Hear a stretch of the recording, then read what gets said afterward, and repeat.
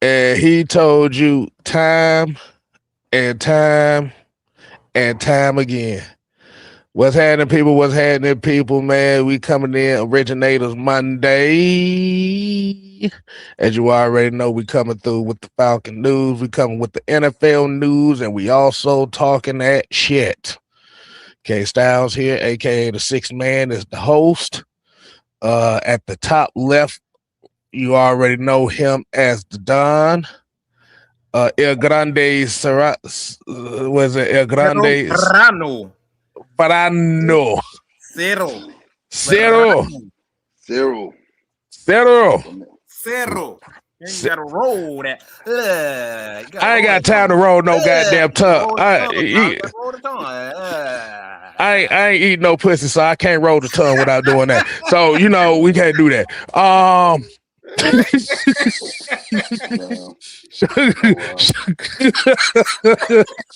So he wasn't expecting that comeback on that one. No, I wasn't. I'm usually the one to do that. No, yeah, exactly.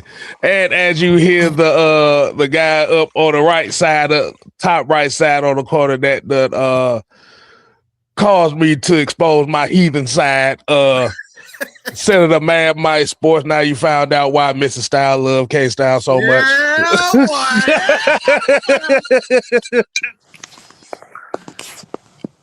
And we have our special guest of the evening, man. We got the Blur. Yo. What's happening, man? What's happening, man? Appreciate it. How y'all boys doing, man? Hey, man, we are great, man. We appreciate you joining us, man. So, like I said, we as we do on these shows, like I said, we got the Falcon news, we got NFL news, and we just talk shit.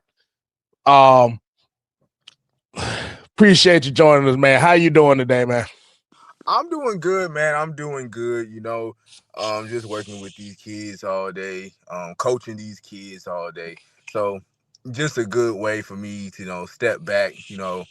It's stressful out here, dealing with the stresses of life, but just a chance to sit back and talk sports with the fellas is always a good deal. Okay. So what you coach a foot? You coach what you coaching over there, man? Yeah, man. So I got hired at a new school. So they was like, hey, you want to coach flag football? We're adding like a little stipend for you to do it. So, Okay. I'm always young and down to get some good money. I played a little bit of small time college football. So I said, yeah, man, I'll coach flag football. Okay. You said you play a little football, man. Where you play? Where you play football at, man? Yeah, man. So I played high school football at Julius Chambers Advanced. I actually a lot of guys came through there to play D1. Then I played at Guilford College down in North Carolina, down in Greensboro, North Carolina. Okay. Hey, that's good. Hey, look. That's good. Hell. Most folks that think they know they shit ain't even making that damn far. So, hey, you know man. What, man? I actually went to high school. I'm telling you, boy.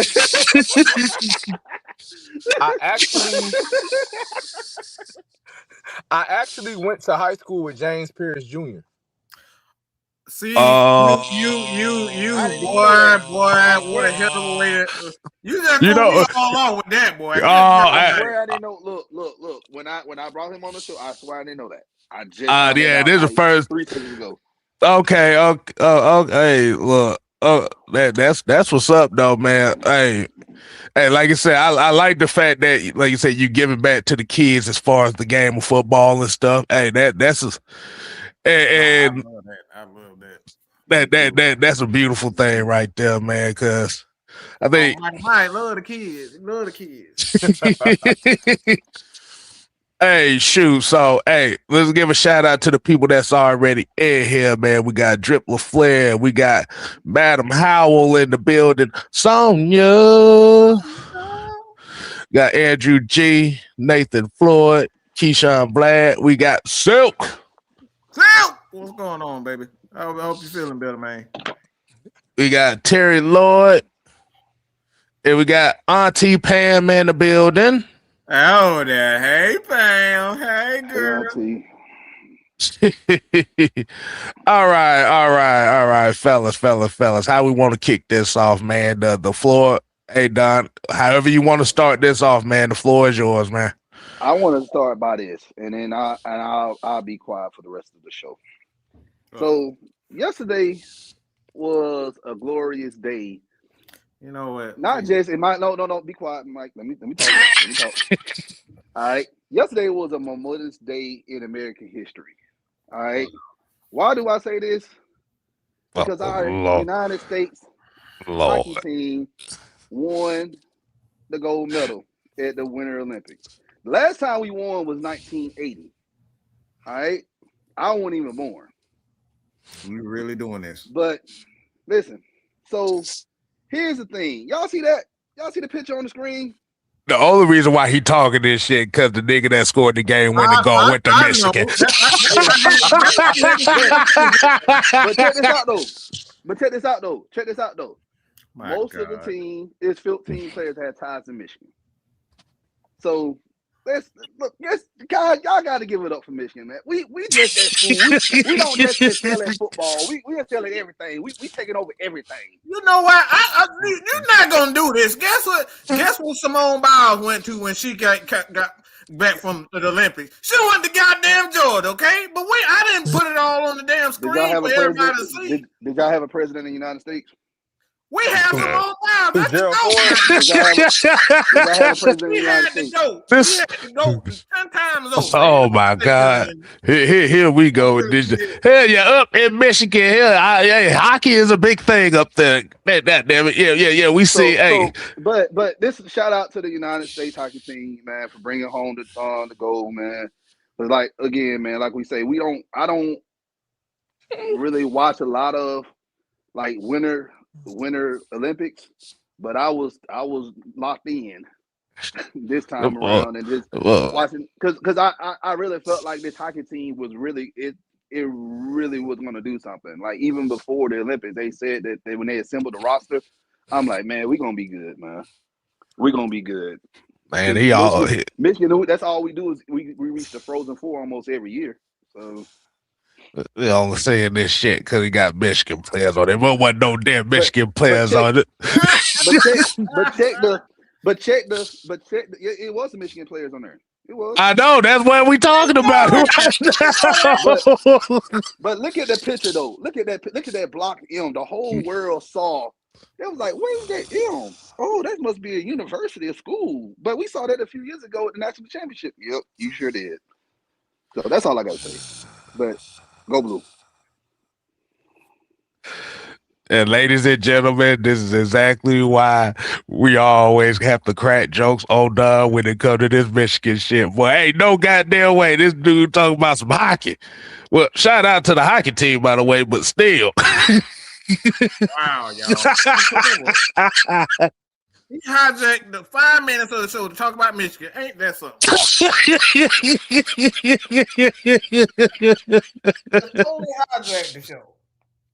I don't know what to say, man. I don't know what to say, man. Lawful words. I did not see that one coming. Exactly. Should have done better. Y'all knew I was gonna have field. Y'all knew I was gonna have field. Exactly. Hey, look. We had to give you your 5 seconds to shine. Ski Leo, what's going on, man? All right, so Mike, how we won't kick this off, man? As we see the topic, I get the bullshit off. You set yourself up for this, Blur. So I want to get the bullshit out of the way, okay? You set yourself up for it. So, tell the world if that's on business, James Pierce. Well, that motherfucker, did he look crazy? Was he always crazy? Did he look like he might quite possibly do something crazy back then? Man, so James came into Vance when I was a senior. He was a hooper at the time. Oh. So it's definitely not like no CTE or nothing like that. Cause he actually right. But he grew up around the Dorada area, for what folks told me. But he didn't play football his freshman year. He was playing basketball. But he had weightlifting with us. Oh. He had weightlifting with us. So he was around 6'4", 6'5" at 14, 15 years old. Woo! Sound So like he my was dude. always saying, "Yeah, I'm gonna come out, I'm gonna play next year, I'm gonna play next year, I'm gonna play next year." So I'm thinking in my back in my mind, because we went to states that year, my senior year, and we lost to Wake Forest. They was nationally ranked on a like a 4-year win streak. We lost to them 9-7. So I'm thinking, I don't really give a damn. I ain't gonna be here next year anyway. But you could see like he had like natural athleticism. Yeah. He had like the frame. Cause sometimes you can look at someone and be like, yeah, they 6'4", 6'5", but they look kind of lanky and kind of poindextery. But you can tell when someone, once they fill out their frame, yeah, they gonna be that. Now, he was always did he have was he a little rough around the edges? Yeah. But it wasn't nothing that was OD, like overdoing or overdone. It was kind of typical of like a dude who grew up in that Hidden Valley, Dorada, inner city Charlotte area. Yeah. So it wasn't nothing too concerning. Yeah. Now I know he had the situation going into his last year at Tennessee, where he was projected going into that season, preseason, to be a top 5 pick. Yeah. Right. Then he got pulled over. The situation happened. That kind of dropped the stock a little bit. But the situation with his girl, man, it was kind of unfortunate to hear that happening. Then it hits national news because we proud of James, man. We As proud y'all of James. should be, yeah. Like even though I didn't get a chance to play with him in high school, just knowing like, yeah, he was 4 years below me. He in the league competing for being defensive rookie of the NFL. Getting drafted for Tennessee, a SEC school, going there and dominating, and not even had played football his freshman year of high school. Like, we proud of that. But when I saw that on the news, and I was like, dang, man, James crashed out like that. But it's a lesson. And, everyone's kicking him while he's down. And obviously, he has to face accountability for stuff that he did. I'm not going to sit up here and deny that. He has to face accountability in some way, shape, or form. Hopefully, this is a lesson that other young men can learn from this. Yes. When it's time for her, when she say that she done, she done. Yep. It's time. Look, your turn is over. I hate to say it. It just your turn was over. Some dudes, they get caught up on wanting the closure, and I want that last conversation, and blah blah blah blah blah. Bro, once she say she done, don't call me no more. No matter how bad it ended, you just gonna have to feel that pain in your chest for a little bit and get over it. Exactly. And it's not. And listen, man, James is just a situation that got caught up on the national level because of who he is. Yes. Right. But this happens every single day. Yeah. Lord, if y'all look up how many stories of folks that's actually going down, you would be surprised on how often this happens. You right about that, Blur. It happens a lot. Like, there's dudes who are close to me that got a restraining order on them, whatever the case may be. Now life is made difficult for them, and now you're gonna be sitting back a couple of years from now, and you like, damn, I should just let that bitch walk away. And they go, and the thing is, it goes both ways too. Because I don't know if y'all heard about that thing about that girl that set that dude's apartment on fire because she broke up with him. He broke up with her. Yeah. Like I said, it goes both ways, but like we just come down to a point a lot of times where if it's done, it's just done. Yeah, I've been on the receiving end. Situations like you're not gonna get the benefit of the doubt. Right. You're not.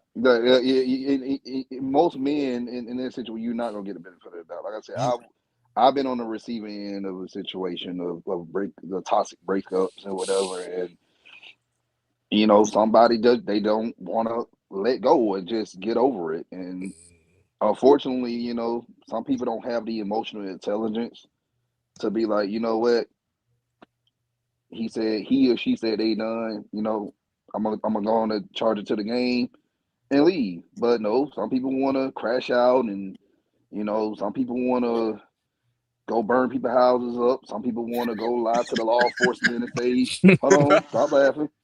Some people want to go to the law enforcement and lie and say that person abused them and ended up being known it was a lie. So, any other ways, at the end of the day, you got to take your loss, man. Right. Charge it to the game. And you said something too, man. For those that don't know, could you explain to us the Dorada area that you said he came from? Yeah, you said so Dorada is located around West Sugar Creek. I grew up in Hidden Valley. Okay. Like, even though if I tell people that, they try to question me about it on my TikTok page. Oh, you grew up in the suburbs. You grew up in the suburbs. You grew up in the suburbs. Nah, I went to Hidden Valley Elementary School, Sugar Creek Charter, and Advanced High School. I only went to 3 schools, K through 12. Okay. So I know all about that area. I literally just passed through there. It's a rough area. I mean, it's not like the roughest area in the country. Okay. But it's a rough area nonetheless. You're gonna see some stuff, you're gonna hear some stuff, and you're gonna develop a little bit of ain't no nigga gonna fuck with me. Mm-hmm. Yeah. Which is natural to have. And sometimes you develop that more or less out of not necessarily wanting to develop it, but out of, I don't want no nigga to fuck with me. I was the kid who read comic books and all that other type of stuff. But even those type of kids, once you decide you're going to play inner city ball, you're going to be in that locker room. You're going to learn how to do it. You're going to have to deal with it. You're going to have a little bit of an edge. Yeah. But a lot of times dudes, when they get out of that environment, they go play ball or they make it to a big stage, they don't know how to turn that off. Exactly. Yeah. Right. And that's where they get in trouble. I like that lesson. I like that you said that, man, because that is definitely once again, that is the theme so far is lessons to be learned. A lot of times, depending on your situation and environment, you gotta learn how to adapt to it. You can't adapt to it, like you said, you're gonna find yourself in a whole lot of trouble. But what else you got done? Hey, so the topic that we have at hand, man, and I know you've seen it, Penix, Kirk Cousins, man. So what do you think about Blur, what you think about the situation that's brewing down here in Atlanta, especially dealing with those two? I think your GM left you in a world of shit. I think he left you in a world of shit, and he has the best job in the world. Well, the second best. The first one is being a fired college football head coach. It's the best job in the world because you get paid out to sit your ass on the couch unless you're Sharon Moore. Wow. Go Michigan, go blue.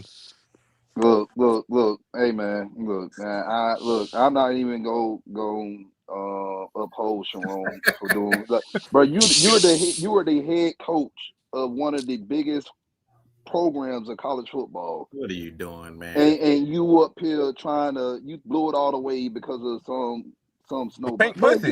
Come on, bro. And she wasn't even bad, bro. Like, bro, your wife looked way better than that. Then you got caught ordering the Plan B. Or wait, whoa, what? So the man DoorDashed the Plan B. Oh no! That's how he got caught up in the first place. Oh no! Everybody know in Ann Arbor who Sharon Moore looked like, bro. You Sharon Moore. Like you always get your beard faded and lined up and tapered every game. Always on the sideline. Look, we may not have an offense going, but his lineup on that beard gonna be clean though. Oh no! I'm still stuck in the fact that you said he the DoorDash Plan B. Oh, you know what? In his name. So you know what the motherfucker who DoorDash did? He took a picture. I'm like, motherfucker, could you use the alias Ron Mexico or something? God damn it! I ain't even gonna lie, because if I was if I was in that DoorDasher shoes, bro, I would have did a different approach. I look, man, I know what you're doing, but hey, I make sure this don't even reach anything. Just slide me some season tickets to the game. I want to be on the field level. I want to be close to the players. I mean, that's apparently what it sounded like where he got messed up at, because he was offering season tickets to get some slide through. With me, look, I want me a job on the staff. But then he went out like a weenie, breaking into the house, getting arrested. You ruined my life. I'm like, bro, you ruined your own. All you had to do, and somebody told me this too. They said if Sharon would have still had a job to this day, if he would have beat Ohio State.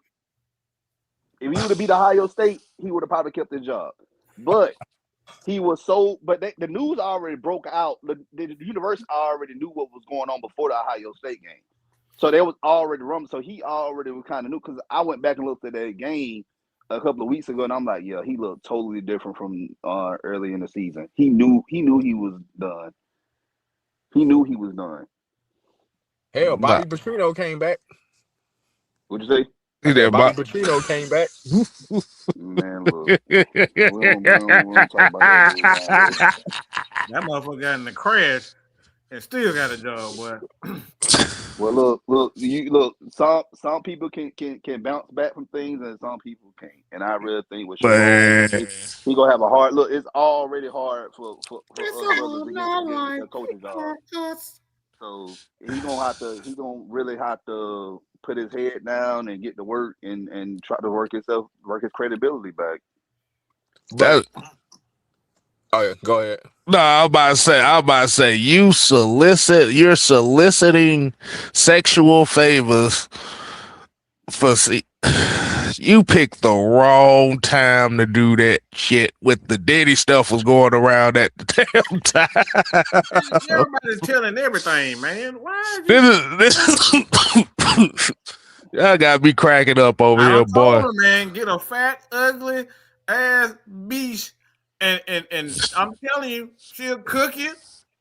She'll cook for you, and do everything for you. Just get a fat, ugly one. Yeah. At this point in time, you might well get you a wildebeest at this point, because they ain't telling you.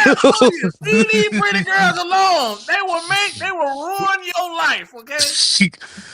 Nick Green talking about y'all ain't never DoorDash to Plan B before. Y'all missing out, boy. I ain't missing out on shit, niggas. Yeah, Nick Green, you got Iron Baby Mama. I ain't missing on nothing.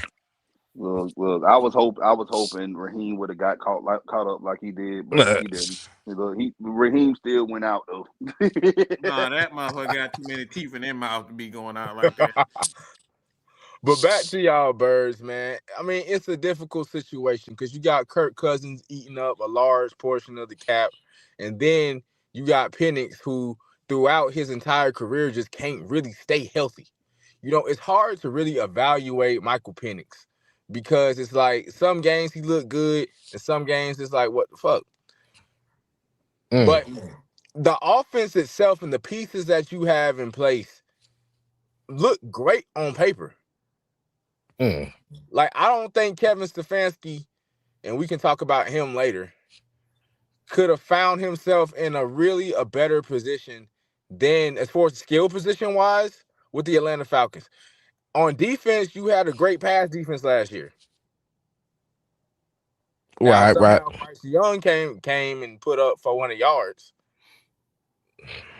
Don't remind me. But there's talent in that secondary. So it's like y'all walking contradiction in a way. Because it's like, who you can try to get out of Kirk Cousins' contract, but who gonna pick it up? He's an aging quarterback. Now. I believe, wasn't Stefanski his offensive coordinator at one point? Yeah. So they got that connection there, but Kirk don't move well in the pocket anymore, consistently. Yeah, we saw them brittle knees trying to move out. Boy, that boy looked like he was hurting out there trying to move around. It's not Alex Smith coming back from the leg injury bad, but Yeah. you an Asian quarterback who done tore his Achilles, Okay. who was never really mobile to begin with. Right. But then you got the guy that you spent the 8th pick on, and he going into year 3, and y'all still don't know what to make of him. Yeah, that is the truth right there. Like you said, it's the tools is right there for him, but like you say, he has to be available for a full season before you make the evaluation. And like you said, I think that's where a lot of the people are kind of having that panic mode right now, because it's like, here we go again. We got a young quarterback, but we don't know what to make of him because he got hurt again. Do you pick up the 5th-year option? Yeah. And like you said, you don't really have the time to really evaluate for that 5th-year option. So essentially what you're going into with 2026 is, okay, if we got to pick up the 5th-year option, we have to trust him to be available the whole season. So I don't know when we got research on when is the deadline to pick that 5th-year option up, because it's coming up soon. Him and old boy in Minnesota, JJ McCarthy, they're in similar situations. Right. They're in similar situations to where, more so McCarthy than him, because McCarthy missed his whole rookie season. And McCarthy, look, McCarthy, to me, he's more of a game manager quarterback. He's not going to be an elite quarterback in this league. I just don't see it. If I'm wrong, hey, I'm cool. I can say I can be wrong, but what I've saw from him in Michigan is like he don't make mistakes, which is what you want your quarterback to. You don't want your quarterback to make any mistakes. Play mistake-free football. But his arm is not that strong as Penix. McCarthy got the ball quick out of his hands in Michigan a lot. There was plays I know I saw Penix at Washington. Dude can read a defense like it ain't nothing. So with Penix, I feel like if he can stay healthy, he'd be good in the league for a while, for a long time. Well, McCarthy always had talent to work with. He went to IMG in high school. Exactly. And then you had one of the best historic defenses in college football, to help you, because we got a lot of turnovers at Michigan. So he had more opportunities with the ball. It's just the same thing with Seattle. Everybody keep talking about Sam Darnold. I'm like, okay, yeah, Sam Darnold, he did look good this year, but let's look at that Seattle's defense. He got more opportunities with the ball. Well, a lot of people forgot Sam Darnold led the NFL in turnovers last year too. I still think Minnesota would have been in a better situation with him at quarterback than McCarthy. You say that? Hey. Man, look, come on, No, Mucho, you didn't have to put that talk about picked up an order for DoorDash to deliver a vibrator lube and a Plan B from CVS. Boy, you ain't had to tell us that shit.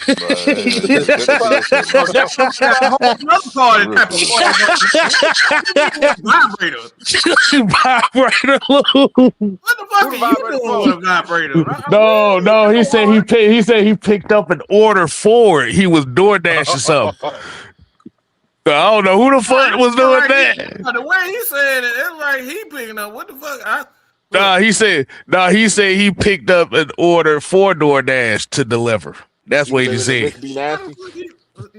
Not Miss B Nasty. Oh Lord. I don't need to ask no more questions. All right, we need to ask. How the fuck you know it was a vibrator? That's why I know you still in pain. It probably said it on the damn thing. It probably said vibrator lube. Some nasty motherfucker. That's what that is. Y'all some sick. Oh man, we about to get in trouble for this dog. Hey, look, that's the whole that's just whole hilarious. But I'm about to say who is your team that you root for in the NFL? Man, my team fan base fucking hates me, man. The Steelers, man. Welcome to the club. Our team fan base hate us too. They fucking hate me. And you know, it's all because, you know, my favorite childhood quarterback, they think I hate him, but I'm just honest that his leadership fucking sucked the last, I don't know, 8 years he was there. Oh, Lord. Who you talking about, man? The one and only. Mr. Nightclub Georgia Bathroom himself. Ben Roethlisberger.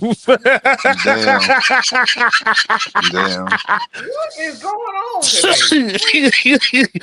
Oh,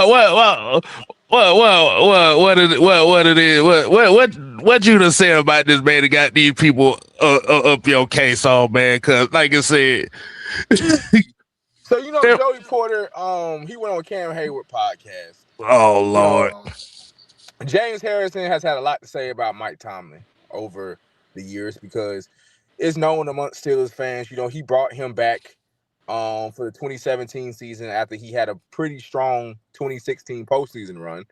And Mike decided to bring him back. But that was also when we had Bud Dupree, he was developing, and that was TJ Watt's rookie year. So James was around 37 years old at the time, so he wasn't getting a whole bunch of reps. And granted, Mike T could have told him, hey man, we want you more of a mentorship role. But on James' end, he believes that Mike brought him back with the promise of reps and never got it. Then he demanded his release. He ended his final season with the Patriots. They lost to the Eagles in the Super Bowl, but he was getting playtime. He's harbored a grudge about that ever since. So he basically was saying Mike Tomlin's not a Hall of Fame head coach, which is cool, whatever the case, you can feel it how you want to feel. Joey Porter basically said, how the fuck can you say that when most of the success that came in your career did not come from under Bill Cowher? Bill Cowher cut your ass 3 times. All the accolades you had was under Mike Tomlin. And then he says it pertains to Ben Roethlisberger. Ben was a horrible leader. He got away with a lot. A lot of that was because of Mike Tomlin. So for him to comment on Mike Tomlin definitely doesn't make no sense. Oh wow. But Ben was always the type of quarterback, even when he was playing there in those final seasons, to get on the local Yensenberg radio show and throw his teammates under the bus. Oh wow. Now we all know AB a crazy motherfucker. But he had the right. AB kind of felt as if certain people got held to a certain standard in Pittsburgh. And amongst a certain demographic of Pittsburgh fans, Ben can do no wrong. Oh, don't say that. Don't say that. You sound like us saying that. Ben can't do no wrong. And granted, he was the first ever jersey I ever had in my life was a Ben Roethlisberger jersey. I still got a Ben Roethlisberger action figure at my mama and daddy's house. That's crazy. But let's not remember, for example, Rashad Mendenhall get a lot of shit for fumbling in that Super Bowl against Green Bay. You know what Steelers fans don't ever bring up? Ben threw a pick 6 on the first series. Ben threw another pick interception at midfield. Ben didn't really play good that entire playoff run. Ben got suspended for the first 4 games of that season because of the allegations that he settled outside of court because he didn't want it to go to trial in Georgia. Damn. Oh boy. Hey man, so going down the Pittsburgh Steelers road, so since we're kind of talking about it, man. So I know with Roethlisberger being gone and stuff like that, man. So how do you feel about the direction that the team is going right now? I feel as if historically it fits the Rooneys what they're doing, whether we like it or not. A lot of people forget there was a 26-year period between Super Bowl 4 and Super Bowl 5 that we won. The Rooneys always value consistency over big splashes. They're not the type that's going to draft a quarterback in the top 5. They're not the type who's going to break the bank on a free agency quarterback. They're going to go with the seasoned veteran. They don't really go after big splashes. And I think, if you want to go 9-8 every single year, 10-7 every single year, get in maybe on the first round to get bounced. If they comfortable with doing that, then cool. But it's frustrating because you already know how the season gonna pan out during the preseason. We're gonna win a couple of games that we not supposed to win. We're gonna get some big upsets. We're gonna fight probably Baltimore and Cincinnati at the end of the year. We're gonna end with probably a 9-8, 10-7 record, and we're gonna lose in the first round. And it's been that way for about a decade. It's like being stuck in football purgatory. And I feel as if that's probably, now granted, I can sound a little bit spoiled. I feel as if that's possibly the worst position that you can be in. Because look at New England. They spent a couple of years being shitty, but look at where they are this year. Now, granted, they had a weak-ass schedule. But look at where they are after they spent a couple of years drafting in the top 5 and rebuilding their team. And building up young talent. But we're a franchise. The Rooneys always like to play it comfortable. Honestly, I feel as if Justin Fields should have stayed in Pittsburgh. I think it would have done him better for his career instead of taking a bad to go to New York. I think he would have done us better. Mike McCarthy is there now. I'm not sure how that's going to work with Aaron Rodgers. I heard he said that he would like to work with Aaron, but Aaron got him fired in Green Bay, basically. At least he didn't help him out. So it's going to be real interesting, man. I don't know if he in the position as he was in Green Bay, so he might have been humbled a little bit. And I use that term loosely with Aaron Rodgers because he's in his head, he's still licking them frogs. Okay, so hey. What'd you say? You say he's sniffing cat piss. That's what he doing. I don't know what that motherfucker doing, but I don't know what the fuck he doing. But he always come back off them thing expeditions or whatever the hell you want to call it. He doing shrooms and LSD. Bruh, he got to be. That motherfucker eyes, he hair be all over the place. Eye be 10 times big. Look, I got some big ass eyes, but that motherfucker come back, his eyes, yeah. That's them old white people drugs. Them 60s white people drugs. I don't know what he on, boy. That boy, shrooms and moonshine. That's what it sounds like, boy. Shrooms and moonshine. That's a era drugs. But because I think like with you said something there with Justin Fields, because I think a lot of people, especially what we've always said about Justin Fields over there is think one of his biggest problems when he came out of college was going to Ohio State, where they really are not great at developing quarterback. Like you said, we got CJ Stroud right now, who literally is an anomaly as far as Ohio State quarterbacks, because the average Ohio State quarterback don't last long in the NFL. They don't really get drafted. They don't get drafted. Motherfuckers don't get drafted. Name me one Ohio State. I ain't even gonna say elite, but just one Ohio State quarterback that had a formidable career in the NFL. I will wait. It ain't none. At least Chad Hennon got a Super Bowl. He was play wide receiver. He converted as a wide receiver. The Terrell, but that don't count. That don't count. That don't count. Cause he played quarterback for half a season, then converted to wide receiver. Yeah. Because what happened was he got in trouble at Ohio State with some financial dealings or whatever. Right. And so that kind of dropped his stock because back then you get suspended in NCAA or whatever over some violations and stuff like that. Yeah, it's gonna hurt your draft stock. Not only And did they he suspend was in him, the supplement. He was in a supplemental draft, I believe. but He didn't even get Goodell drafted. carried his Yeah, so he suspension don't over. even count. Yeah, he don't even count. So yeah, he was part of the supplemental draft.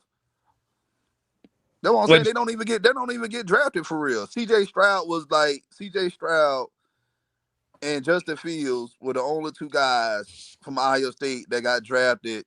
And Stroud got drafted in the top 10. He was the second overall pick. Yeah, Stroud, that was like the highest Ohio State quarterback to ever get drafted. And I can't talk because I know Michigan quarterbacks, we won't get drafted in the first round like that either. But at least we got a quarterback that won 7 rings. So, but anyway. Hey, y'all know Jim Tressel, the lieutenant governor of Ohio? I know. And that's why their state's going to hell. check they gross product amongst all the states and come back and tell me. And yeah, Michigan's better than theirs. Like Ryan Smith said, he's still baffled about the interceptions that game. Because the thing about it was the Pittsburgh, if y'all don't remember, the Pittsburgh Steelers were heavily favored in that game for the simple fact that also Green Bay damn near lost 12 starters to IR that year too. So they literally came in barely in a whole assembled team like that. And like you said, them interceptions, boy, there was some bad interceptions, boy, because I didn't think Green Bay was going to win that game. Green Bay that year, didn't they beat the Falcons when they was 14-2, I think? Yeah, they beat us in the playoffs that year. Yep. Yeah, we had the first seed. They dog walked the shit, boy. That like I said, they Green Bay was just on a roll that playoff year. Good God Almighty, boy. Like I said, we couldn't stop Sam Congato. Well, I don't know if folks remember that running back name right there. Yeah, look, man. Look, it's just like every team. Yeah, every team we had, every team we got beat by back then in the Matt Ryan era, like those teams, every team that we got beat by, they went to the Super Bowl. Giants went next year. Yeah, the Giants went, and then Arizona went Matt Ryan's rookie year. Right. And then San Francisco beat us to make the Super Bowl. And then Philadelphia, they won the Super Bowl for the first time in 2017. And they beat us. Right. But I did have another question since you're a Steelers fan, man. How did you like I said, what did you think about Le'Veon Bell? What was your thing on Le'Veon Bell? That's crazy. I was a huge Le'Veon Bell fan. I think he's stupid, but that boy was a patient ass runner. He was a hell of a running back. Behind Marquise Pouncey and David DeCastro, getting that 5-6 yards. I watched Le'Veon Bell in a Monday night game run out the clock with 7 minutes left on the clock. Whoa. I'm not exaggerating. It was 2016, I believe. It was Steelers versus Titans on a Monday night game. I remember that because LeGarrette Blount quit on us in the middle of the game because he wasn't getting enough carries. We got the ball back with about 6 minutes and 50 seconds left. We ran the clock out. Le'Veon Bell's the only running back I remember at that time who will power walk to the line of scrimmage before he got his burst off. I said, go ahead. That was that era where, the running backs wasn't getting paid. Yeah.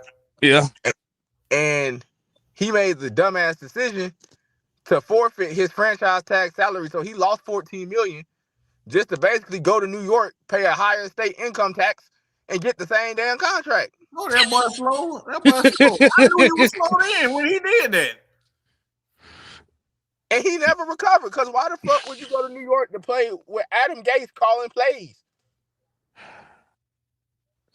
And Adam Gase's claim to fame is he was the nigga on the sideline when Peyton Manning threw 55 touchdowns. Wow. Cause I always said like the reason why Le'Veon was able to be patient, like he was patient at Michigan State like that, but as far as NFL, he wasn't patient. He was a lot more patient at that point in time. And I always say that you have to give a lot of credit to that Pittsburgh Steelers offensive line at that time too, because like you said, you had Pouncey, you had DeCastro.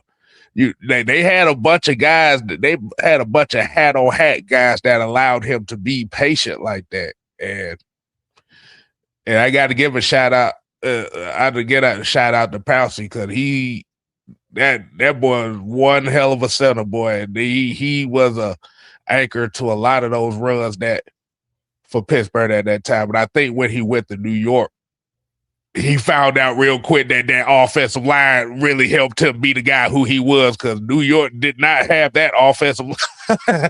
Oh, hell no. He tried that patient shit up in New York, boy. That patient shit got his ass knocked back 5 yards. Because, at one point we had D'Angelo Williams. Right. Yeah. And he damn near led the league in rushing touchdowns. Mm-hmm. Yeah, I remember that. Okay. So, hey man, and I know we kind of getting to the Steelers topic at hand, man, but I know you said Ben Roethlisberger. Did you have another Steelers player that you favored that you grew up favoring, man? Man, Hans Ward. I remember being a little itty bitty boy and watching him break Keith Rivers. Keith Rivers. I remember watching the Monday night game with my big brother and my dad, and he blindsided. Well, it wasn't blindsided. He hit Ed Reed straight up, knocked out Ed. That motherfucker was that. Don't bullshit, Blur. That motherfucker was dirty as hell. He was blindsiding the shit out of people. Hey, I'm a Georgia fan. You know that motherfucker was dirty. Hines was a dirty ass. That motherfucker was a crook on that field. Look, my cousin Mario played football with Hines Ward at Forest Park, boy. Yeah, he was like, yeah, don't let the smile fool you. That motherfucker is crazy. Did he play both sides of the football at Georgia? I think he was a quarterback. He was a quarterback and a wide receiver. He was a utility player. They basically wherever the hell they told him to line up at, he went out there and played. Because I'm pretty sure, I don't know if it's at Georgia High School, but he played both sides. It was Forest Park. He played both sides. I think he was a safety. If I had to talk to Mario again about that, I think he was a safety. But yeah, Troy Polamalu, Lawrence Timmons, LaMar Woodley. Oh yes, I love Brett LaMar Kiesel, Woodley, Aaron Smith. That was the first lineup I memorized. Okay. Hell, Larry Foote, Deshae Townsend, Ike Taylor. Oh wow. Ryan Clark. Well, that's that whole defense. That's that whole 2000s defense, boy. That's the whole defense. Casey Hampton and all them too. Man, I used to be Casey Hampton snacks. Man, I used to be damn near in tears when we used to lose as a kid. Man, my favorite football player is Troy Polamalu. There would never ever be a player ever like him ever again, man. The man know how to read the offense. Like before the ball is snapped, he already know where the ball going. Like that's just some football IQ that just never would be replicated ever again. Man, I never forget Sunday night as a kid. Steelers versus Ravens. We always used to play on Sunday nights. That's all. Oh yes, but I used to love it because it was gonna be a dog fight that night. Yeah, I hated T Sizzle.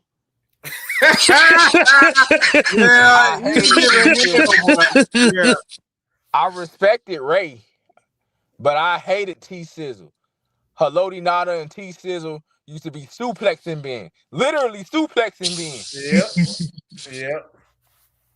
I love T Sizzle. Hey, man, you had to suplex that big motherfucker. He wouldn't go down here. You gotta take his head down one way or another. I looked it up. T. Sizzle got the most sacks in his career on Ben. Oh, yep. Yeah, that's wow. That's one of my favorite players, boy. Hey, man. Hey, you talking about somebody? Man, T. Sizzle pulled the James Pierce too. Man, you mentioned Lamar Woodley, man. I love me some Lamar Woodley, man. Yeah, man, he was a great linebacker too. Yeah, man. Then he went to the Raiders in the 2010s. You know, that's a death sentence. Now, he was a great linebacker. We'll give Don that. He was a great linebacker too. He was a great linebacker. But he was on both the Super Bowl team. But we know why he said that. Y'all kiss my major blue ass. All right, man. But yeah, shit. What about you, Mike? Steelers players, man.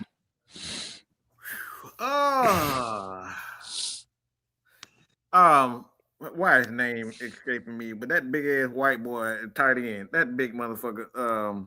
Heath Miller, huh? Heath Miller. Was it Heath?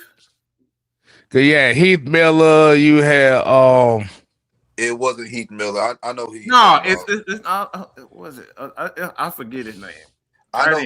I know who you talking about. You talking about Jermaine Tooman. I like Jermaine Tooman as well. Yeah. Like yeah. Oh, you caught me off guard with that one. Why do you like Jermaine Tooman? Because I love tight ends. Believe it or not, I'm a huge Peyton Manning fan, and I always love tight ends. I love the Dallas Clarks of the world. I love the Bob Kozlowski. Those guys. I love big physical tight ends. Those are more exciting than the athletic one. But what school did Jermaine Tooman go to? Don't worry about it. I don't need to know all that. Michigan. Nah, for me, man, I gotta go Jerome Bettis because Jerome. Around that time as a kid, like I said, guys like Jerome Bettis and Mike Allstott were guys that inspired me to play football, especially Jerome Bettis.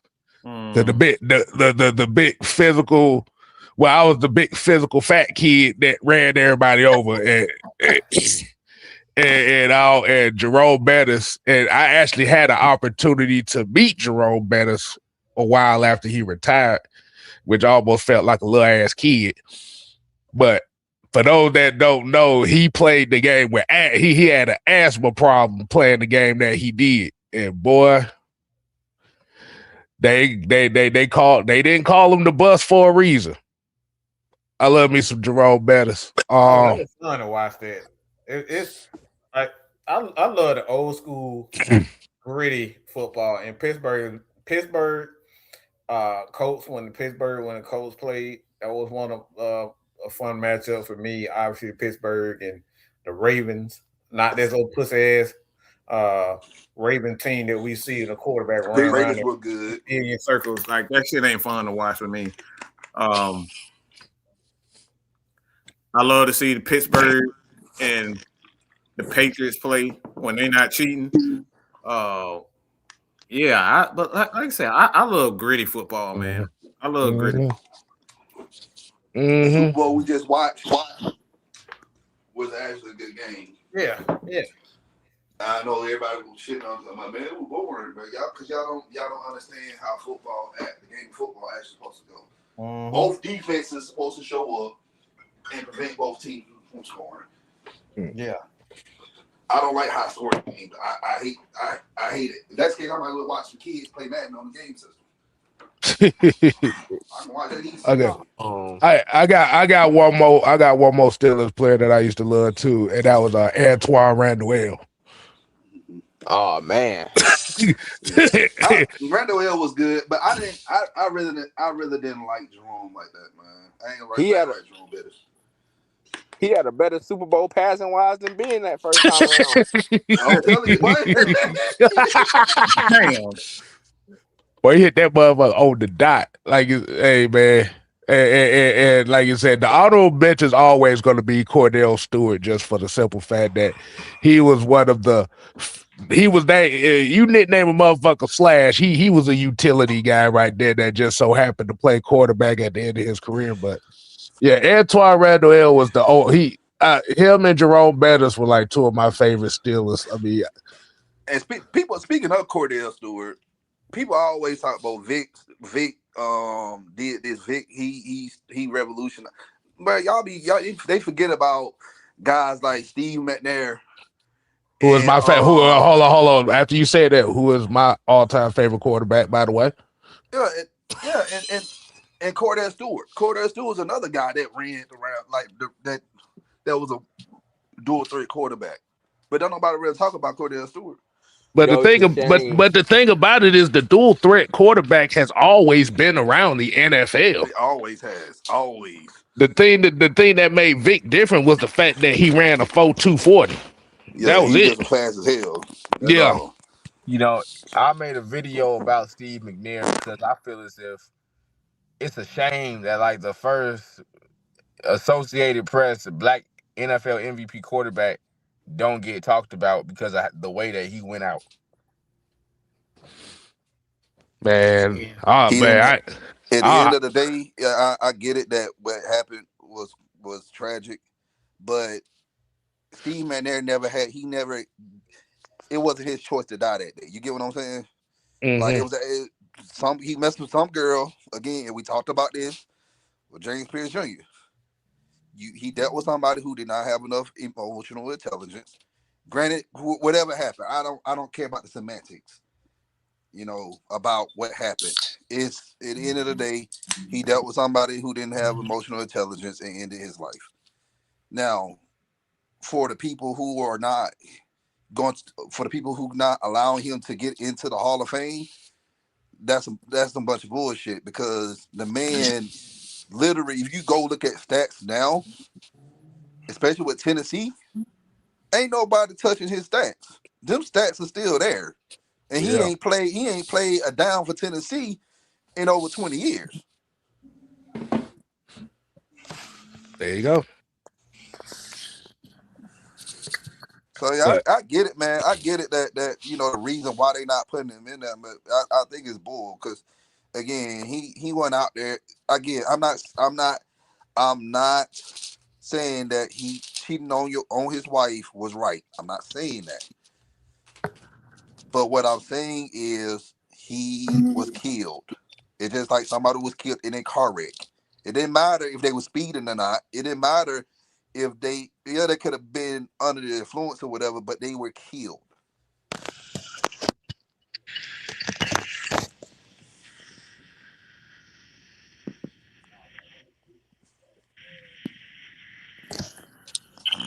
But as far as that conversation and about the revolution of the dual threat quarterback and stuff like that.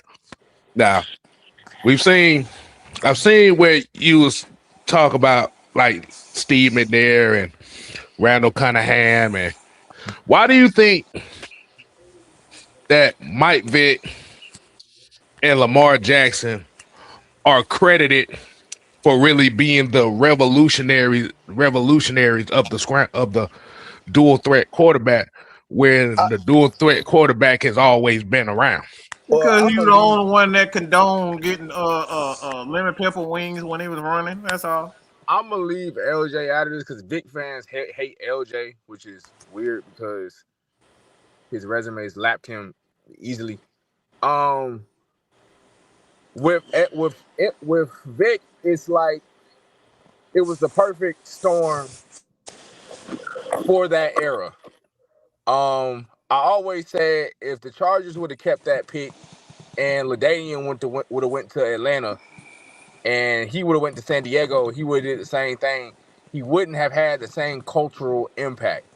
But playing in Atlanta at a time where the rap scene was booming, you look at the music videos and all the rappers got on Vic jerseys. He's riding around Atlanta. He's on Madden 04. There's people underestimate the cultural impact that sports have. So, in a way, Vic, the cultural icon, surpassed what Michael Vick actually was on the field. And he was a hell of a ball player. He could be a hell of a ball player. But when you look closely at it, Michael Vick underachieved. Michael Vick didn't reach nearly what his physical capabilities allowed him to. And the funny thing is, like I always tell his fans, he has admitted this out loud. Mm-hmm.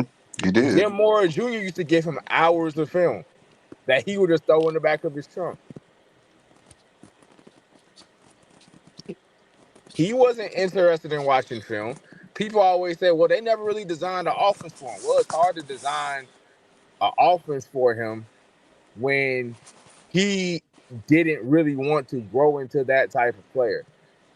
McNabb was lazy as hell. I'll never deny that. McNabb was very lazy in his own way. But McNabb at least showed improvement as an intermediate passer. McNair at least somewhat showed improvement as an intermediate passer. His body was broken down at that point. Cam, before TJ Watt destroyed his shoulder, when he got Norv Turner to start that season, he was showing improvement as an intermediate passer. Vic, once he got to Philly, somewhat did, but then I think his body really started to break down by the time 2012 came around. But in Atlanta, Vic wasn't really trying to improve. I think he was kind of comfortable where he was, especially after he signed that mega contract. Okay. Yeah, because we've kind of had this conversation before. And I know you probably done got some flack about saying that, but we really get a lot of flack for saying that about him not living up to his potential. Oh, Lord have mercy, boy. These motherfuckers want our head for saying that shit. But my thing is, he's admitted it. But that's the thing. That's the thing everybody glosses over. Everything that's happened to him, he literally said in the interview, I didn't take the game serious. Yeah, he did not. I lied. He lied to Arthur Blank about his situation when Arthur Blank asked him about it. And I just think, and you just said something that's very interesting too, because was he comfortable with where he's at because he was starting to get all the notoriety off rip? And I believe that's the case.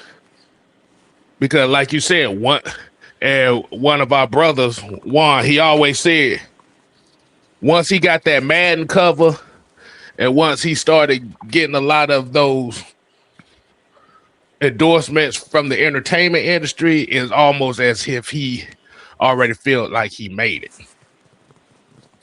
And just be honest with you, once he got that Madden cover, he never was the same again. Now that was based off of what that Madden 04 was based off the 02 season. They went to the conference championship in 04. Mm-hmm. A couple of years after that. Right. Which that was because he missed all of 03. He broke his ankle, didn't he? I believe he did. Yeah, broke his leg in the preseason. Oh Lord, don't remind me of that season, boy. That season right there, boy. And the crazy about that 03 season is, yeah, he missed most of those games. But Falcon fans tend to forget, in most of those games, we were in them. We were in those games until about the third quarter. So then he comes back 04. They go to the NFC Championship game. They lose to the Eagles. Yeah. Mm-hmm. And I remember that game because like they had a little pregame thing. He came out the tunnel. He was like, "Man, it's cold up here, man." I'm like, "Bro, you played at Virginia Tech. You from Virginia? I know. I get it. You know, people want to sit up and say Virginia is part of the South, which it technically is, but Newport News ain't that far from Philadelphia. Just saying, but yeah, going back to Vic, but like that's what we talking about, man. Just he just never reached his potential here in Atlanta. He just didn't. Like we said, the man cover. Like he then created this whole cult of fans. And it ain't just in Atlanta. It just he has a cult following. He just do. Like my cousin, he's a huge Vic fan. Like the man got the whole the jersey still on his wall with dust, and it's an away jersey too, so it's white, so you can figure out how dusty it is. But he got that on his wall. He still got the cover of Madden 04 in a case, like it's the best game ever. Like he done got the new jersey, well, it ain't new no more. The jersey we about to just get rid of. He got a custom made jersey like that, and then he put a Vic. Get out up in the He put a Vic jersey on. Ring clouds on my window, and I can't see it all. Really? You really might. You done? But like I said, man, it's just a lot of people that you know, but we call people like that his cult following. It's a lot of delusional fans, man. They really thought this man did a lot, but he didn't do a lot. I mean, my thing has always been this: Randall has the All Pros, and he's not in the Hall. Cam has an MVP. McNair has an MVP. Warren was Warren. LJ has 2 MVPs. Could possibly have 3, but they gave one to Josh Allen because his fans cried. So you look at the resume of great black quarterbacks, he doesn't really have anything in comparison to their resume. Cam has an MVP and went to a Super Bowl and a first-team All-Pro. McNair has an MVP. It's a different time, though. I even saying for that Vic played at a different time where the rules are completely different. I honestly believe that if he played in this era with Lamar, he would be Lamar 5 times over, in my opinion. But it's just a different. It's because he played with guys like Brian Dawkins, who would knock your fucking head off going across the middle. Like they ain't doing that shit in the Lamar era. Brian Dawkins probably went through that motherfucker spleen, okay? And receivers can actually get open. Receivers can actually get open and stuff. Now receivers can get away with a lot of stuff now. Like you breathe on the receiver and they'll throw a flag. Like back then, it's just different rules. So like I said, that ain't no disrespect to any because everybody got to play in the generation where they playing. But like I said, it's just a lot of the rules that we're seeing now. Like, man, I swear to God, if you crawl and touch that motherfucking toenail, they throwing a flag in football now. So it's just different. You blame Tom Brady. You blame Tom Brady for that shit. Yeah. You blame Tom Brady for that shit. It's definitely his fault. That motherfucker pointing at the ref and telling on motherfucker, like, damn, he ain't telling how he a snitch. That motherfucker potentially hit me. Flag. Well, if there's any black quarterback who's not getting into the Hall of Fame, it's him. He just ain't got the resume for it. He ain't got the individual accolades. He ain't got no MVPs. He has no playoff success. It's either you're going to have to get into the Hall as a quarterback. Warren Moon ain't really got no postseason success either, but he has a bunch of individual regular season success. Right. Randall's not in because they say, well, he never really won an MVP, but he has all pros. Right. So it's either you're going to have to win multiple MVPs, have seasons where you threw for 40 touchdowns. He ain't got that. He ain't got a season where he threw for 30. He never went to a bowl. Just a corny nigga. That's all. That's why Negroes don't like him because he's a corny Negro. Who you talking about? Warren Moon? No, Randall Cunningham. Oh yeah. Yeah, he was the corny dude that took off half a game. That took off half a game to go spend time with Whitney Houston. Yeah, I remember that. I would did that too. Exactly. Shit. Fuck this game. I'm going to see Whitney. Fuck. Nigga, it's a preseason game. Fuck you niggas. I want to be on the beach with Whitney too. Exactly. You clapping cheeks on the beach with the hottest singer in the country. Y'all just Shit. mad because y'all can't do it. Yeah, fuck this guy. A preseason game? A preseason game. Shit. All right, that's cool. That's cool. Yeah. Y'all go ahead and keep hitting each other. I'm finna go hit this. So Let me go play bodyguard. What you talking about? And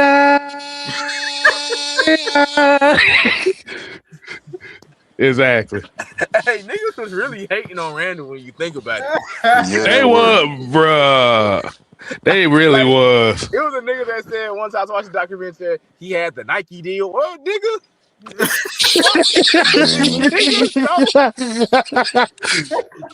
he had watching folks. he had the Nike deal. He had Whitney Houston. Man, fuck this dude.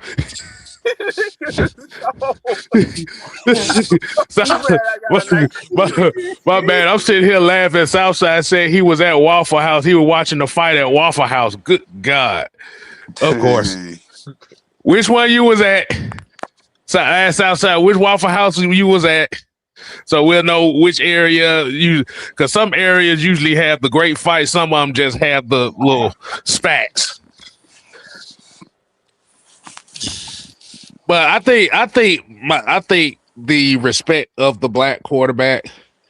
I think, like you said, a lot of us kind of fall in love with Mike Vick and we fall in love with Lamar Jackson, because they are the prototype of the fast and agile players at that position. But I just think that we never really give proper respect to a lot of the guys that came before them. Like you said, the Warren Moons. I grew up in Charlotte, so I was here for all the Cam's prime. Right. All of it. From start to finish. Okay. All of it. No Cam 7-on-7 camps. Cam was everywhere. Now, it's different in Charlotte because it's this weird dichotomy. It's either people just have this irrational hatred of Cam Newton. You can guess the type of people. We know. Well, we know. You can guess I remember. I'm sorry. I got to tell this story. Boy, I ain't never been so scared in my life going up to North Carolina. I was at a military base, and I swear, we was there for an air show. And I'm just in my chair, just sitting in my folded chair, just by myself. I mean, with my people. And I swear to God, boy, about 3 white gentlemen, okay? 3 white guys. Them motherfuckers stepped on my feet. They stepped on my feet, looked at me, looked at the cop. The cop looked at me, and then he kept going. I was like, these niggas, you just see what they did to me? This is on a military base. I ain't never been so scared in my life, y'all. I'm like, look, I have never been so scared. When you got the cops, 3 white gentlemen, I don't know if they military or nothing, but they stepped on my feet, pushed me to the side, and they kept on walking. And I'm there in a whole nother state. I'm from Georgia. So I know not to get in no trouble in no damn Carolinas. I know better than that, okay? I ain't never been so scared. So going up there. Was it Lejeune? Huh? Was it Lejeune? I believe it was. Nah, it was. I've been to Wilmington. I believe, yeah, I think it was. I love Wilmington. Wilmington's beautiful. It's like 4 hours away from me. Yeah, that's on the coast. Man, that's on the coast. I've never been so scared in my life, bro.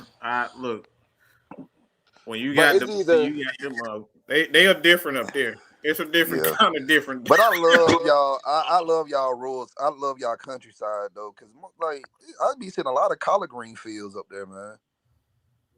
Yeah, I mean Greenville it's crazy because you can hit Greenville, South Carolina quicker than you can hit Greenville, North Carolina. Mm-hmm. Yeah, Greenville ain't that far from us. From me, I can get there in like 2 hours or less. So my grandma and my dad from Greenville, South Carolina. So from Charlotte, that's about 2.5 hours. 240. Greenville, North Carolina, that's about a good 4-hour drive. Yeah, that are it's a different type of energy up far there. out. Mm-hmm. And you said you was up there for all the Cam Newton stuff. One more question. So before Cam Yeah. Newton got up there, what was the atmosphere around Carolina like that before Cam Newton got up there? Well, I was around 4th or 5th grade, but the Steve Smith was pretty much the poster boy of the Panthers at that time. Yeah. Yeah. Smitty was. We had John Beeson, who was a hell of a linebacker, got his career cut short with injury. And Julius Peppers, he had just left town. Okay. They had just came off a 2-14 season. Cam got drafted. This is a different Cam Newton. Don't think about the podcast Cam Newton with the shit coming out his head and he dressed like Willy Wonka, the nigga version, and all that shit. This was Cam, no tattoos, clean cut, coming from Auburn. So Right. that first game, Cam come out and throw for 400 yards his first 2 weeks in the league. Right. He got 35 total touchdowns his rookie year. So Cam has like a mega cult following amongst motherfuckers in this city. Yeah. Like Cam can do no wrong. Cam can do no wrong to some niggas in this city. But you also got the folks out here who be like, I prefer Jake Delhomme. But what the fuck are you talking about? Nigga, Jake Delhomme, nigga? Jake Delhomme. The nigga who I saw throw 5 interceptions in a divisional playoff game. Jake Delhomme. The nigga with the Jake Delhomme. Jake Delhomme. Well, I'd rather them say Jake Delhomme than Jimmy Clausen. I remember very vividly. Listen, I remember very vividly. Universally hated here amongst all races. Look, I remember very vividly amongst all races. Jimmy Clausen. Mel Kiper swore to God Jimmy Clausen was the next coming of Peyton Manning. Oh Lord! And that's the reason why Mel Kiper gets clowned by us on a yearly basis. This is right around that time we usually have our Mel Kiper clowning session, but we gonna wait. We gonna wait about a month before we start doing that. But Cam, once again, to a much lower extent, he accomplished more individually than Mike did. Cam was a dude who ingratiated himself into the city and its culture. Cam would get if Cam showed up when Kemba Walker was playing at Spectrum Arena, Cam is getting a bigger standing ovation in his prime. It wasn't even close. Him, Luke Kuechly, and Greg Olsen. Yeah. And you can throw in Thomas Davis. I can say that. Were rock stars here. Every single local commercial was them. Every single billboard was them. You would forget that Kemba Walker was an All-NBA guard because they had the billboard outside the Spectrum. But once that 2015 season happened here, because the Falcons actually went to the Super Bowl the next year. What? So y'all can probably vouch for this. Once your team get on a roll and they went 15-1, the city just got better. Mm-hmm. Like literally, crime went down. Nigga, crime went down. Nigga, did you say crime went down? I swear to God, nigga, crime went down. So what you telling me is y'all went that shit a couple of years ago when the Saints was on like a winning streak. I was like, yeah, crime down in New Orleans. Nigga, you don't want to go blast on a nigga and the Panthers just won by 30. And your parlay just hit. I ain't trying to get off by the ops because the football team lost. Hey, look, it is funny as he said, and I talked about it earlier, boy. Chicago about to go through it, boy, if this damn deal with this, if this deal with this move go through, boy. You talk about crime gonna go up, boy. That shit about to skyrocket. Because Krispy Kreme used to be giving out free donuts across the state. for a day. See. Now you talking Don. Now you talking Don's language. Yeah, like Krispy Kreme. That ain't said Krispy Kreme. Good God Almighty. But don't y'all know how much a box of Krispy Kreme? We know, Don. So that's like getting a free donut. That's like finding $5 off the street. This dude, man, they would turn on that hot, you know that light they got. Hot light. Oh, we know about Krispy Kreme here in Atlanta now, nigga. Then they would have that big thing, that big Panther thing. So, the Panthers won today, for a certain limited time. We giving out free donuts or 80% off donuts or some shit. Man, that line would be packed. man, bro. They can't see. We can't do that here in Atlanta. And nigga, you talking about this? My coming of age. I'm 14. I'm a freshman in high school. Yeah, they ain't gonna be able to do no free donuts here in Atlanta, but it shut every Krispy Kreme down. Them young niggas with shiesties gonna come out. Yeah, bullshit. Look. Fuck that. We can't nice things here in Atlanta. We can't Look. We can't even go to a Waffle House without somebody fighting. You think you finna go to a Krispy Kreme? 80% to free. Nigga losing their hands for the Krispy Kreme, boy. Ryan stupid. He said crime is down with people. Waffle House and Popeyes find the middle ground. They lose their mouth over chicken sandwich. The hell with that? Like they were wilding, bro. They were wilding. I love food, but it ain't like, bro. Ain't that serious shit. I starve for look. I eat the that man. I'm still laughing at the fact that this man said that Jimmy Clausen was universally hated in Charlotte. He was. No, man. I remember Jimmy Clausen because guess what? We had to play that dude every year, and like I kid you not, they hyped him up in college. Yeah, he was down there. He was gonna be this. He was gonna be that. But remember they used to do that to all Notre Dame quarterbacks back in the day. Brady Quinn, another one. I'm like, bro, Brady Quinn, really? Man, this how stupid Charlotte motherfuckers was at the time. They thought Matt Moore was gonna be a savior, and even me as a kid was like, why the fuck are y'all betting y'all future on Matt fucking Moore? Wait. So,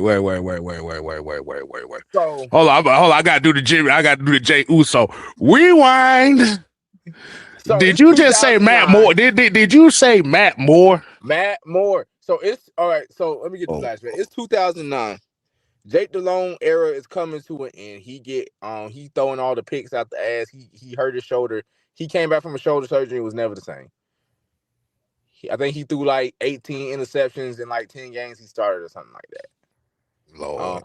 I think Asante Samuel had a game. He got 3 picks off of him. So sounds about right.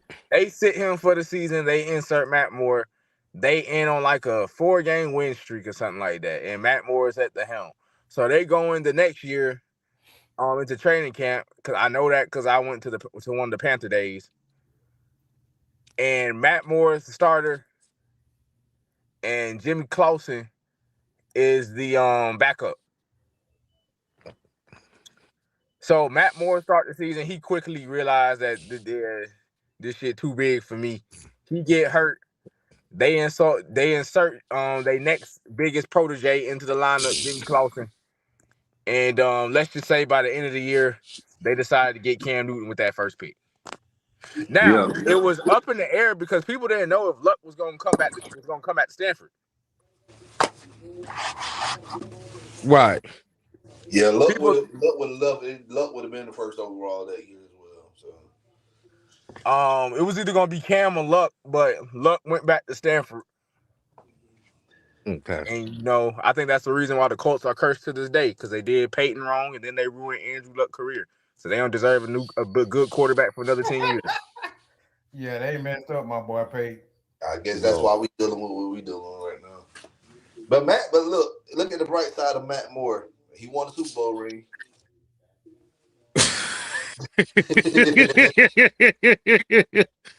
Look. But no, this is what I had to say this because a lot of these people want to use this Super Bowl ring logic to everybody. Well, he won a ring though. Like, okay, winning rings is a team sport. It's not an individual accolade. Now, if I get an All-Pro in the season that we win a ring, and I'm the MVP. Yeah, that's a different story. But if you just talk about just now, if I get a Shady McCoy ring,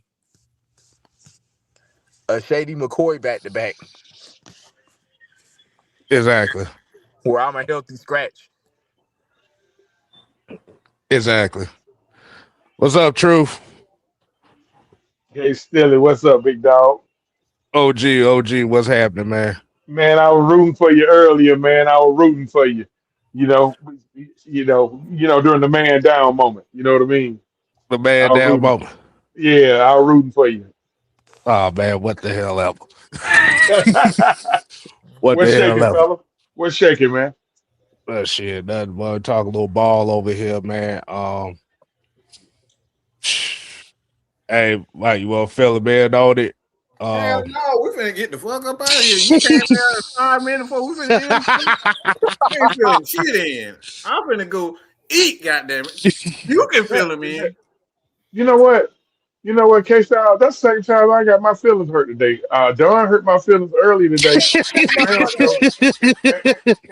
feelings ain't damn hurt. Don't get that twisted. And then Mike hurt my feelings, man. It's an hour and 30 minutes. You come in here 5 minutes later talking about feelings in. Man, we finna go home. Chauncey, listen. True. Listen. I get that your feelings got hurt, but guess what? My feelings got hurt too when I realized Oreo they start downsizing the you know what? Oh boy! Guess what? I wrote them a letter. I wrote Oreo a letter. Do you think they wrote back? Nope. Wait, is you petitioning Oreos? What are we doing? All right, that means it's time to go. This man over here talking about petitioning and food. I've done it before, and He's done it before, y'all. Yeah. I've done it plenty of times before. Yeah. I love the enthusiasm when I show up. Damn it. Hey, it's all good. Truth is all good. It's always great enthusiasm. Yes, sir. Nah, man, but we about to go and get up on out of here, man. We're gonna let everybody get that rest of their night, man.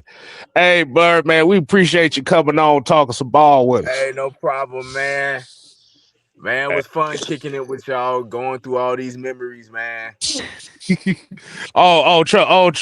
me, we got a full off season and stuff like that, man. So if you want to come back on, you just let us know, man. We fill you in anytime you want to come back on, man. You part of the family now. I appreciate y'all, man. Just hit me up, man, anytime. All right, we got you. Hey, Don, you got any final words before we get up on that? Hey, Blur, let them know where they can find you right quick, if you don't mind. Yeah, you can find me on TikTok at blur_Y2. You can follow me on my Instagram, personal or content one, same thing, blur_Y2. And I got a personal Instagram, the noble_son. Okay. Ben had me. I just mess with you, bro. I just mess with you, bro. My bad. OG, you ain't worth shit. I'm OG, man. Hey, man. I treat everybody the same. Blur, don't pay me no mind. Yeah. He gave us a hard time on everything. Hey, man. Hey, now you got any final words before we get up on out here, man? Outside of you petitioning Oreos and shit. What up, man? All right, hey, Mike, got any final words? I'm hungry, goddamn. I'm about done right about now. I'm ready to eat. When do we eat? Give it a loop. All right, Truth, man. Hey, you want to give us some final take about anything before we get up on out here? No. I don't want no last word because Mike hurt my feelings. No. All right, so that is his last word. He got his feelings hurt, so we about to get up on out here. And you said Quavo is where? Quavo at Monday Night Raw. What the hell? Offset, bro. That's all. Whatever that motherfucking name, they all look the same. Oh man, I'm hearing Raw's been actually good tonight. So okay, hey, that's fine. Whatever. But we're gonna get y'all night back, man. Y'all make sure y'all continue to support the platforms. Mad Mike Sports, The Heavy Hitter Live, 6MK Live, and OG Truth TV. They really got 3 niggas that play basketball on Triple H. Know he's a racist son of a bitch. Get all the niggas shit on Raw. Big nose motherfucker. look, they in Atlanta tonight. So. I know that motherfucker. I swear to God, Triple H is something else, boy. He got 3 Negroes just out here jumping and playing rap music on Monday night. Wow, bro. Now watch. now listen. Now when the show's over, watch how Triple H is gonna literally run the hell out of Atlanta. He gonna fly so, but he gonna be gone so quick, but. This is crazy, y'all. Oh my God! Before I say something crazy. All right, man. We about to get up out of here, man. So hey, till next time, people. We ain't here to play. Oh no. We here to stay. Oh yeah, nigga. You ain't got to go home. But you got to get the hell up out of here. And that ain't nothing but the truth, the whole truth, and nothing's but the truth. We out, y'all. Put your eyes back in your head. I felt like flavor. Pry their eyes open.